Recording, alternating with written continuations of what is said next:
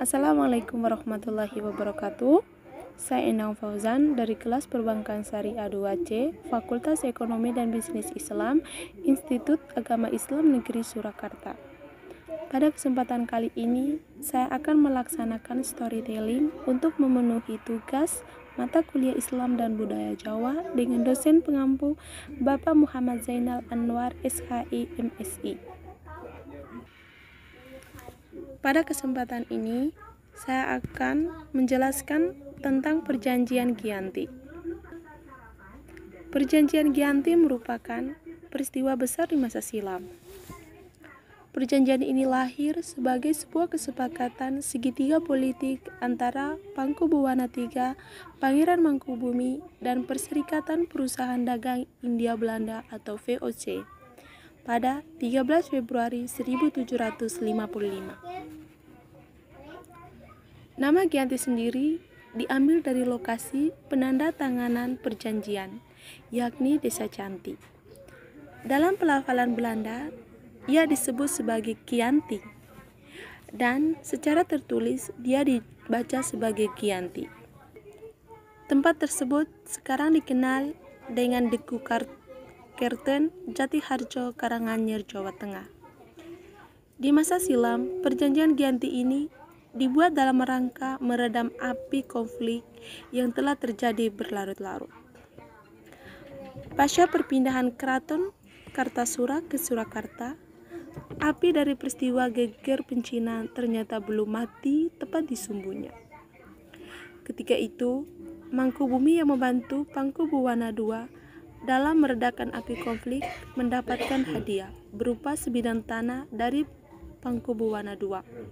Namun, luas tanah yang diberikan rupanya menimbulkan kecemburuan.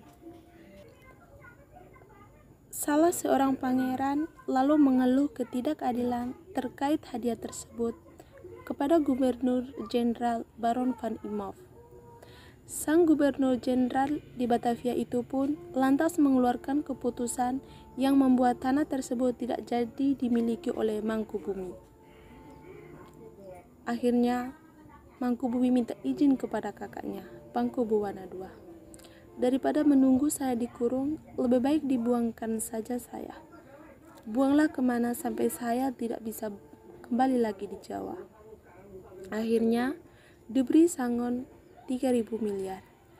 Ini untuk jatah makan anak buahmu, silakan pergi.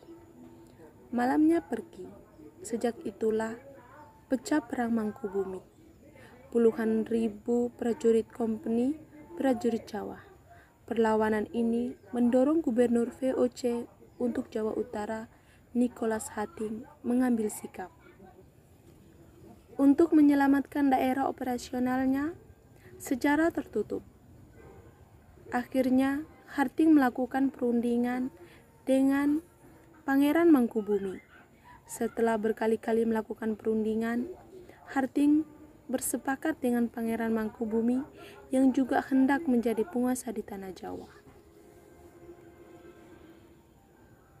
Pada 23 September 1754, nota kesepahaman antara VOC dan Mangkubumi terlaksana, dan nota tersebut disampaikan kepada Mangkubuwana III, sang pengganti Mangkubuwana II.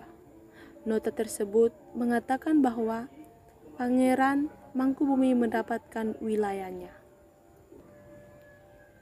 Pada 4 November 1754, Mangkubuwana III menyatakan persetujuannya terhadap hasil perundingan Gubernur Jawa Utara dengan Mangkubumi tersebut. Surat pernyataan itu disampaikan oleh Mangkubuwana III kepada Gubernur Jenderal VOC, Jacob Mosal. Kesepakatan ini mendorong terjadinya sebuah perjanjian besar yang ditandatangani di Desa Giyanti, beberapa kilometer di sebelah timur Surakarta. Penandatanganan perjanjian Giyanti ini menjadi pangkal dari terbelahnya tanah Jawa menjadi dua bagian atau yang dikenal dengan istilah Palihan Nagari. Hal ini menjadi awal mula naik taktanya Mangkubumi di Yogyakarta sebagai Sri Sultan Hamengkubuwono I dengan gelar Senopati Ingalogo Saidin Panotogomo Khalifatullah. Sejak ditandatangani perjanjian tersebut pada 13 Februari 1755.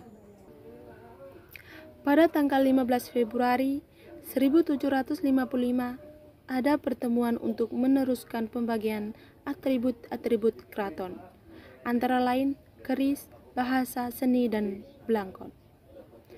Proses pembagian wilayah dan aspek-aspek lain seperti bahasa, proses panjang seiring waktu.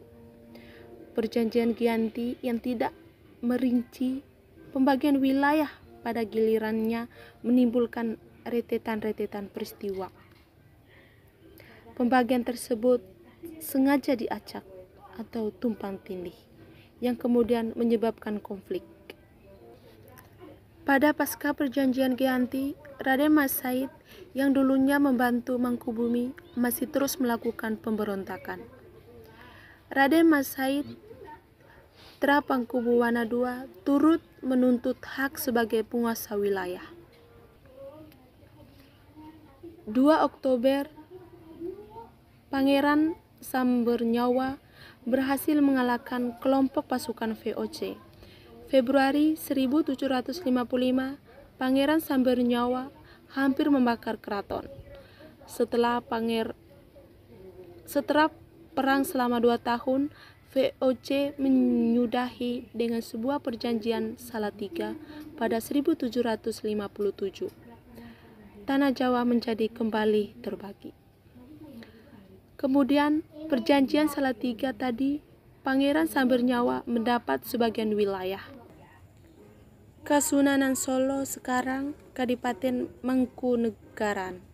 1813 Gubernur Jenderal Thomas Stamp Raffles, Kesultanan Yogyakarta terbelah dengan lahirnya Paku Alaman. Dengan demikian, Tanah Jawa memiliki 4 wilayah pemerintahan. Dinamika politik yang digerakkan angin revolusi,